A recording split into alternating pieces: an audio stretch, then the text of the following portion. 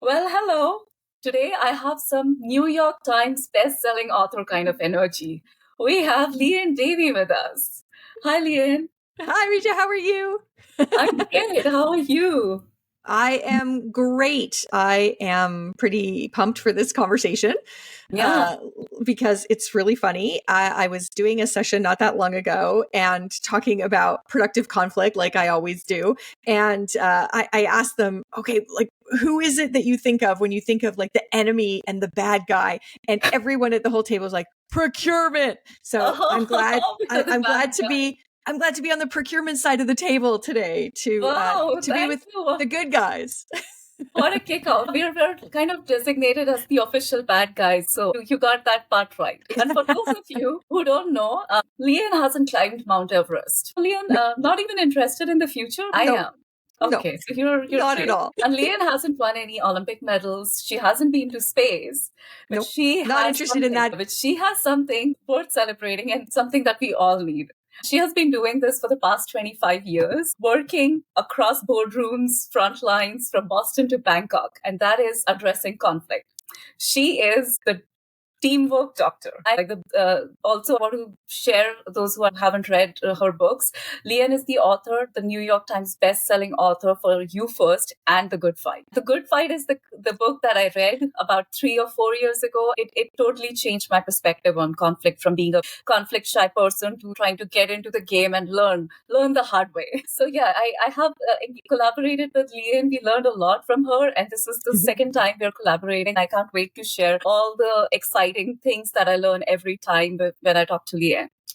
So Lian, are you ready for your first question? I am ready. Lian, some of us tend to be head heavy, right? In corporate environments, we can be really head heavy, and it's not easy come from that space of logic and trying to get things done quickly and incorporate all the feelings in the middle of it, understand yours, understand the other person's feelings. How can we get better at this? Great question. So I know that some of us feel like we're head heavy, but we're all human. And humans use emotion as the foundation of decision making. Even if you're head heavy, it probably means that you invest a fair amount of energy in collecting the evidence to support what you feel like doing, but not that you're making decisions logically. So I think that's the first thing to just remember is that humans are, we make decisions about what feels safe for us, what feels promising for us. So remembering that really helps. The second thing I would say is walk into any conversation being more focused on figuring out what the other person is trying to get out of it than trying to exert your needs. And when you do that, be logical. Using your logical set of questions, find out what needs to be true for them. You go in trying to be curious, be intellectual, be smart about their needs. You will get lots of room afterward to share what you need out of the situation. So those are a couple of things. So first, not pretending that I always think about Star Trek after Spock and being a Vulcan and, that's not us, right? So being aware that, that there are emotions going on for you else, but then secondly, being much more intellectually curious about what the other person needs before you are intellectually forceful in trying to convince them of how what you need is what's right. I love that realization. Yes, that it's all there. Maybe you're not comfortable talking about it as much. So coming from India, we're not like used to talking about our emotions all the time. It's a habit. I'm still learning. Now I'm getting better at it because I have been okay to learn the hard way. I've told people that, hey, this is something that I don't know yet. And just Right. starting from that place that, hey, maybe I'm eliminating that part of the conversation. I'm not acknowledging your emotions or mine and getting straight into the drill. But Yeah. it's important to me. I'm trying. Yeah, And I'm then, working on it. And yeah. you'll be interested to know. And actually, I think from the folks that I've worked with in India or Indian folks that I've worked with, new study came out last week showing that men have more emotional incidents in the workplace than women. By the problem is that those male emotional incidents are frustration, anger, dismissiveness, all of those things. We just tend not to label those as emotional. Like we think emotional means like I was crying or I was upset. So, at least in what I've seen, there's lots of emotion in the workplace, and that defensiveness or protection or condescension or whatever else, which I've seen with lots of people that I've worked with from all different parts of the world, from Boston to Bangkok. That is emotion. We just have to remember that emotion comes in many, many different forms. That's very interesting because men and women, yes, we differ in that. And I have worked in environments that were male dominated. So part of the style that I adopted in that environment is also influenced by that. Just something to know. I like experiments. So I read the book and I said, okay, I have to try somewhere. So I went to my daughter's daycare to solve a problem. And I don't know if you remember, but I was like, okay, this is what I want. I don't want my daughter to get hurt. And I want to take care of the other kids' concerns or parents' concerns, the daycare people's concerns. And I need to find a way. I'm not coming with a solution. I want to hear yours. Yay! I remember you sharing that situation. So it wasn't perfect. Kids are important. We want them to be happy. We don't want to let our emotions interfere with us. But I realized now when I look back at it, it's about a year old. Now I realize that the thing that I could have done better was this acknowledging emotions.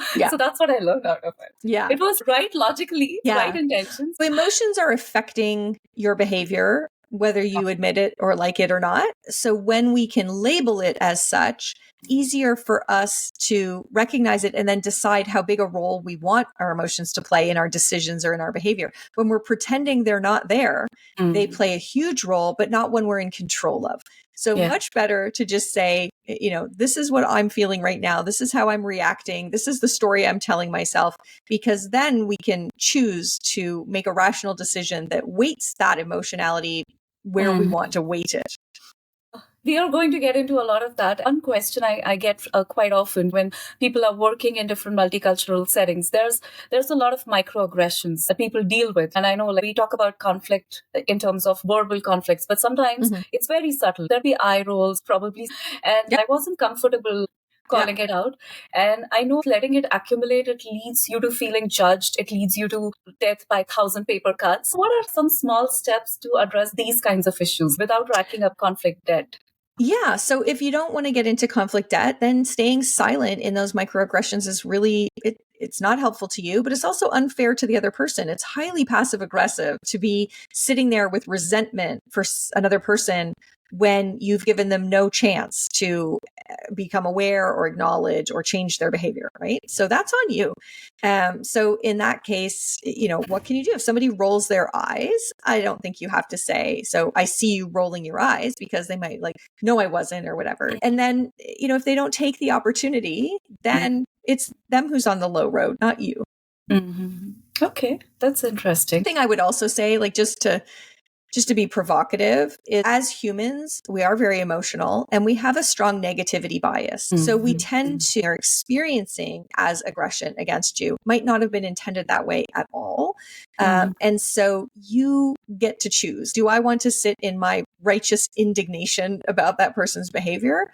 Or do I want to change my experience and maybe make them more aware and give them a chance to change for the better? And so I think, unfortunately, in our society right now, we've got a lot of people who just, no, I'm going to sit in my grievance, feel righteously indignant about how horrible that other person is.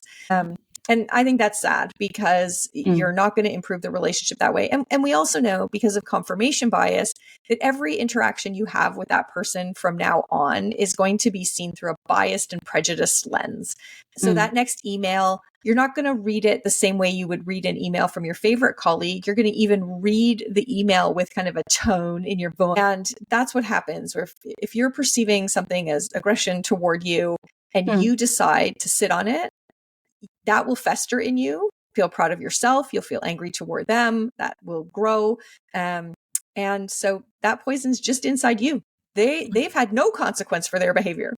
I love that, confronting it the right way is really important, without trying to isolate the person, because you're right. It could be just a bias. You don't know exactly until you broach that subject, right? And then when you're talking, and you realize that, hey, this is, you had a part in that conversation, but there's also another part of that conversation. When you get that confirmation that, hey, this is a problem and this is some kind of a bias that I don't know how to handle. What would be your advice for those situations? Let's say once you've got a confirmation that It is part of your role, part of the other role. So how do you own your part, and how do you get the other person to own their part? Yeah. So if we're talking about understanding, we always want to put them first and then us. If accountability, we want to put us first and then them. So needed very clearly, I didn't do a good job of that. Let me do a better job of that. I'm going to go away and redo the plan or whatever. You take accountability first. You hand it to them and say, okay, so, we identified that this was the piece that, needs to change from you. Can you just take me through what you're going to do to, make this better? So again, with understanding, put them first, try and understand them first, and then you can explain you. With accountability, you take accountability first and say what you're going to do, and then go to them. So just the order flips. It starts with accountability and that ownership that I need to resolve this and I have the best intentions. And I also accept that the other person has the right intentions. Yeah, that's important too, right? Like, if we start with a negative assumption, everything goes downhill from there, right? If we leave room for the fact that, work is hard, it's stressful, communication is really challenging, especially cross-cultural communication. Can we just start with the assumption that this person's trying to do a good job? They're under a lot of stress. It's hard. We're probably not really understanding each other very well. We're probably not very self-aware about how our intent doesn't match the impact we're having. If you just start with some kindness about that, things go in a very good direction from there. Kindness is so much needed in the workplace, and it starts with us. So I am going to change some gears now. I mean, psychological safety is a topic that I hear about a lot from people and from organizations as well. And I know in some cultures I've seen it's just baked in. You don't have to do anything. You're just there and you're being yourself or contributing to the teams. It's all working fine. And so I think about psychological safety in 3 different categories. So the official term is actually team psychological safety. It's a phenomenon discovered by Dr. Amy Edmondson. It's very, very fascinating concept. And what she's really talking about is that every person has, should be in an environment with their team where they can speak up, say things that differ from what other people are saying, raise unpopular perspectives without the fear of being ostracized or belittled or punished or those sorts of things. That's what psychological safety really is. And I label that as everybody should be free of psychological harm in the workplace. And I have seen people who have been psychologically harmed by their workplace. Their self-confidence disappears. They feel that they're not worthy, that no one likes them. That is the stuff we really, really, really need to address. On the other hand, the complete other side of the spectrum, there are people who claim to feel unsafe in their workplace. And I watch the interactions of the team. I have lots of conversations. And I would say there's nothing external to the person that justifies them being afraid. They are not going to be ostracized or belittled or any of those things. But instead, it's a conversation going on inside their heads that is scary. So they have imposter phenomenon. They are perfectionists. They have a fear of conflict. And that is not the same as psychological safety as Dr. Edmondson defined it. And that's also not something that your teammates or your boss can take ownership of. But the interesting category is the third category. And that category is one that's more of a shared responsibility. And that's a category I label psychological discomfort. It's where maybe you get some feedback that you don't really want to hear, or somebody challenges your perspective in a deliberation, asks for you to do your work to a higher standard or quality, whatever it is. And that's where it's really a shared responsibility between the manager and the employee to create an environment where we can be increasingly uncomfortable without being afraid. And right now, in most workplaces, I find that any little bit of discomfort is immediately being interpreted as fear or threat. When the healthiest teams and the best workplaces are those where, I was really, really uncomfortable in that conversation, but I know that it's not a threat to my relationship. I know my job is at risk. I feel like we all come here to be uncomfortable, to achieve amazing things together. And that discomfort is just discomfort. It's not threat. So employees are 100% responsible for the narratives going on in their own head and their own psychological upset, but it's a shared responsibility to work on how can we together make it feel safer to be uncomfortable. I had not thought of it in such deep terms, that ownership of your feelings and your imposter syndrome. And to some extent, we all have that. I haven't met a person who doesn't have some kind of an imposter syndrome. That would be hard to imagine. I love that part about upset and taking ownership. And then that harm, I want to understand a little bit more about that, because I like what you said about discomfort. And I that discomfort is always there, especially if you're trying to do something that's meaningful, that's pushing boundaries, that always comes in. But with the best leaders, I've always felt that my identity is not threatened, or my, let's say, who I am is always protected, no matter how heated that argument gets. I've kind of experienced that, but that harm, I don't know. And what are the situations where you would consider it as a harm? And not everyone knows that. Yeah. So, certainly places where people wield their power to threaten you. So people who are physically intimidating, use their body in a way that makes you feel unsafe. People who scream and yell and use aggression to make you feel unsafe. People who instead of giving feedback about your behavior or choices you made, they go straight to judging your character. So you're so sloppy, or you're stupid, or you're so all of those kinds of things count as harm. It's helpful. So let's try another question that I get to hear a lot. You want to engage someone in a healthy conflict, and you feel like the other person has completely shut down. And I know both of you have to be in the right space and the right zone to engage in that conflict. So what would be your advice for those situations, Liane? Yeah, learning to ask really good questions. And again, we go back to the same thing. In that situation, you want to focus on what their needs are before you focus on your own needs. So what's important to you here? How do you want this project to go? What kind of a relationship are you looking for? You want to give them a lot of space and a lot of room to share with you what matters to them, or paint a picture of what good looks like for them, long before you share, here's what I wish. I often use the design thinking questions to, have conversations like this. So the 3 design thinking questions: what do you love? What do you wish? And what do you wonder?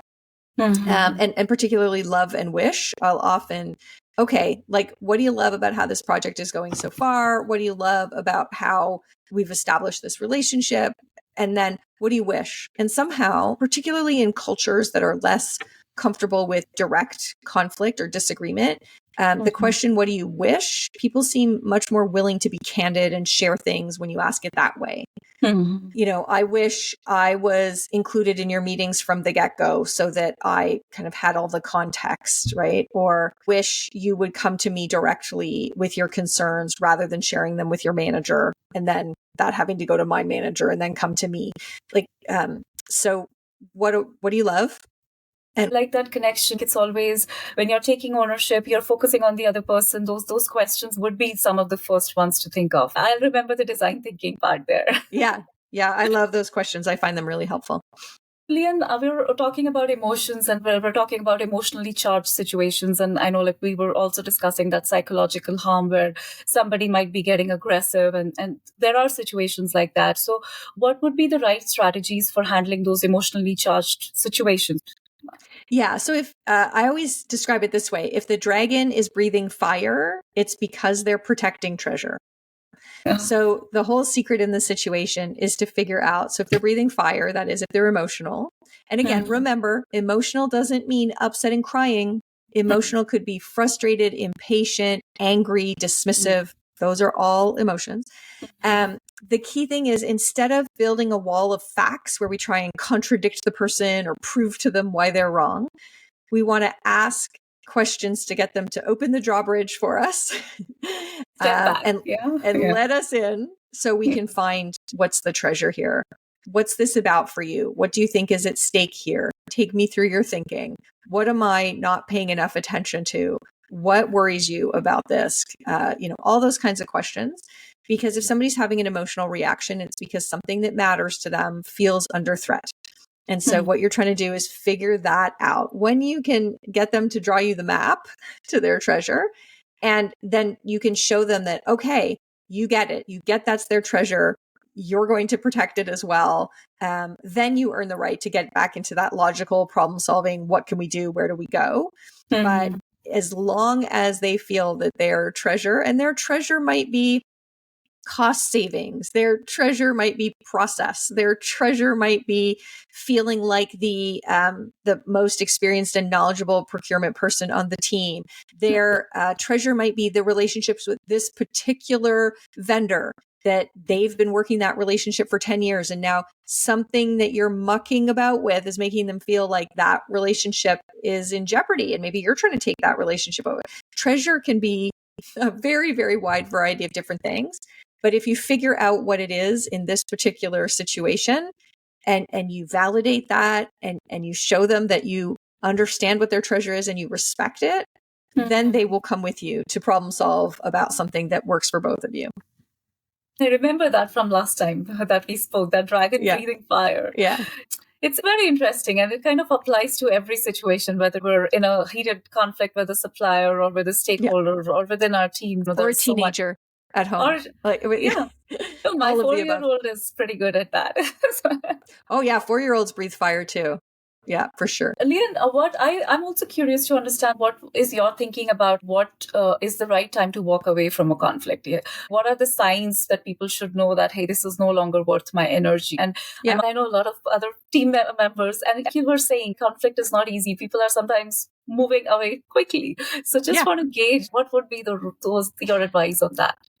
Yeah, for the most part, like I ask myself, have I at least made an attempt to understand them, show them that I want to know what this is about for them? Like, so the time to walk away is not before you start. But there are times where the person is clearly not listening. They're in a highly agitated state, or you're getting into a highly agitated state. You feel very unsafe. That, you have to protect yourself. We're not asking you to do something that feels threatening or too risky. So there's all those sorts of things. Trusting your gut, pushing yourself to be a little uncomfortable, to be willing to say, I'm going to try to make this better. But if I've tried and maybe even they didn't listen the first time, I tried again, but then I'm going to back away, at least for the moment. So there's all of that. I think the other category, I was giving a speech yesterday and somebody asked the question, when should I stop banging my head against the wall? And the other thing is that we have far too much conflict after decisions are made. And that's incredibly unhelpful and unhealthy. So the other time to back away is I did my best to help them understand the risk of that choice. I presented all the facts and made it clear what the problem is with going with that vendor, and they insist on going with that vendor anyway. That is the moment to stop having conflict. Because if they own the decision, your job is not to just pull and pull and pull and pull and pull and pull until you unravel that decision. That's not healthy. So the other really important thing is stop when the decision is made. As long as you have done your job to expose the risks of that proposed decision, that was your job. Now stop. So there are a variety of situations where it just makes sense to stop. And there are other situations where, it's best to leave. Your workplace has become toxic. It's not a situation either because your company has policies that are very toxic. It has a toxic culture where people are bullied and disrespected, because you have a toxic boss. You have toxic colleagues. And of course, another big problem is you have toxic customers. And, if you are expected to work with vendors or suppliers who make it psychologically unsafe for you. So, I guess that's the third category. If it has become toxic to you, which means it's affecting your physical and mental health, it's affecting your family life. I'm just writing a blog, doing some research on the spillover effect between work stress and home stress. If that has become toxic, that's another reason to say, you know what, I always talk about is if you can't change your team, change your team. That's like a personal decision we all make, based on our capacity, and how much to engage, when to call it. Walking away is not just about walking away from a tough situation. It's also when you've done your best, you need to make that choice. And that's okay. And that is okay. Okay, we've talked so much about conflict, Liane. I hope things didn't get a bit heated here.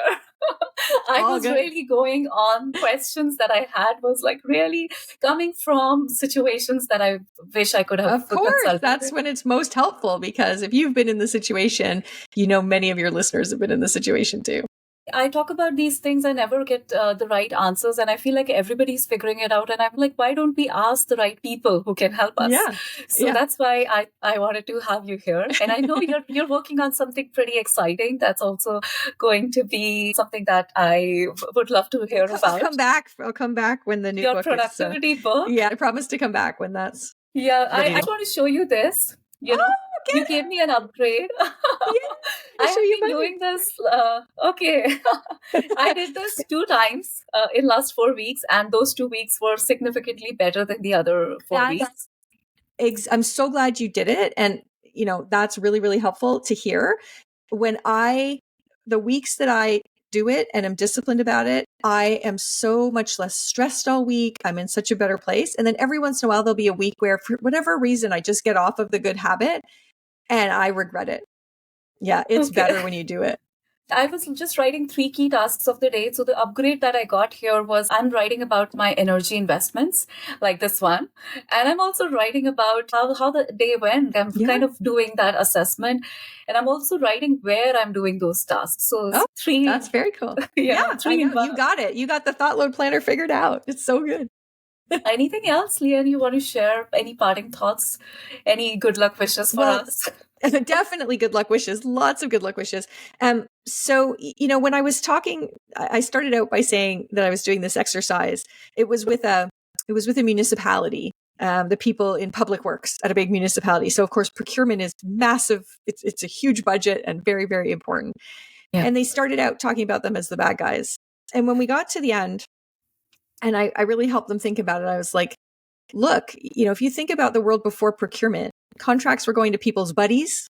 And often in major infrastructure projects, there were big quality issues. Like I think about my husband's hometown of Montreal, where they built an Olympic stadium and the roof caved in and all sorts of things because the contracts were just going to people's friends and whatever else. The taxpayers spend more money to do the things than they need to. We don't support kind of our local businesses or those. And as the conversation went on, they were like, oh, yeah, we do need procurement to be great at understanding those things. And that is important. And it does bring value to the people of our community. So it was great because they got to this understanding of how there is productive conflict that's supposed to be there. And that tension is good. So I guess my parting thought to all my procurement friends is some things are worth fighting for. So it's okay. Lean in, have that productive conflict to help people make better decisions. Wow, that's something we'll remember. We have so many conflicts to deal with that sometimes we're not able to prioritize our energies, right? But it's exactly what we need. We need to prioritize our conflicts and then just go in and carry the right energy.